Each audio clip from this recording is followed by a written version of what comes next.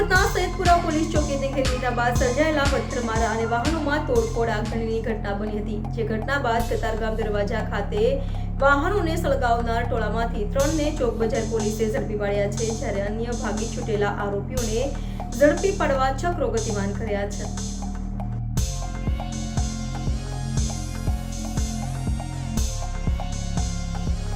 સુરતમાં રવિવારના રોજ મોડી સાંજે વરિયાળી બજાર ખાતે શ્રીજીના પંડાલ પાસે બાળકો દ્વારા એકબીજા પર કરાયેલા પથ્થરમારામાં ગણપતિ પંડાલમાં ઢોલ પર પડેલા પથ્થરમારાને લઈ બાળકોને સ્થાનિકોએ ઝડપી પાડ્યા બાદ પોલીસને સોંપ્યા હતા, જે મોટી સંખ્યામાં લોકટોળું પહોંચી ગયું હતું અને પમ્પિંગ ખાતે આવેલી સૈયદપુરા પોલીસ ચોકીને સેંકડો લોકોએ ઘેરી લીધી હતી.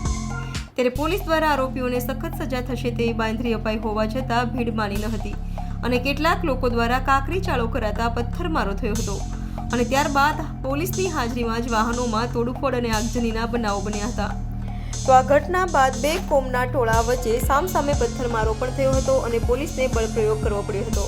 તો કતારગામ દરવાજા ખાતે પણ ટોળાએ વાહનોમાં આગચંપી કરી હતી, જે અંગે ચોક બજાર પોલીસ મથકમાં ફરિયાદ નોંધાઈ હતી.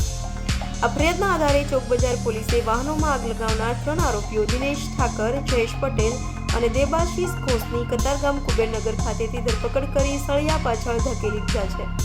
તો વાહનોમાં આગ લગાવાઈ હતી ત્યારે મોટું ટોળું હોય અન્ય આરોપીઓને પણ ઝડપી પાડવા પોલીસે ચક્રો ગતિમાન કર્યા છે.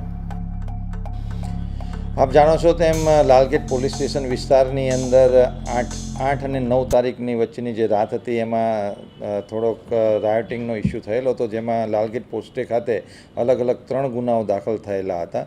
જેમાં જે ત્રીજો ગુનો હતો જે કતારગામ દરવાજા પાસે બનેલો હતો, જેમાં એક 70થી 80 જણાનો અજાણ્યા ટોળાએ 5 વાહનોને નુકસાન કરેલું હતું, જેમાં 3 ગાડીઓના કાચ તોડેલા હતા અને 2 ગાડીઓને સળગાવેલી હતી, જેનો અલગથી એક રાયોટિંગ અને બિગાડનો એક ગુનો દાખલ કરવામાં આવેલો હતો.